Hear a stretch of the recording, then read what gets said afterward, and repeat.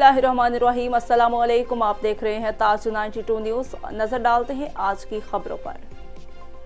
Paposh market के रास्तों की बंदिश के खिलाफ पापोश नगर ट्रेड्स वेलफेयर एसोसिएशन का अहम तरीन हंगामी इजलास मुनक़िद हुआ, जिसमें चेयरमैन अंजुमन ताजरान सेंट्रल मोहम्मद हुसैन कुरैशी और मोहम्मद यासीन ने खसूसी तौर पर शिरकत की, जबकि चेयरमैन पापोश नगर फरीद अहमद, सदर Nadeem Siddiqui, general secretary Tariq Qureshi, joint secretary Nabeetur Rahman, राब्ता सेक्रेटरी मोहम्मद आसिफ और दीगर भी शरीक थे। इस मौका पर शुरका ने पापोश नगर मार्केट के रास्तों को बंद किए जाने पर शदीद तशवीश का इजहार करते हुए शहरी इंतजामिया और पुलिस हुकाम से मुतालबा किया कि रास्तों को क्लियर रखते हुए सिक्योरिटी के हवाले से अपना किरदार अदा करे, ताकि अवाम उन्नास को परेशानी और मुश्किलात से बचाया जा सके। ये किसी सूरत भी बेहतर नहीं है कि रास्ते बंद करके अवाम को मज़ीद मुश्किलात में डाल दिया जाए।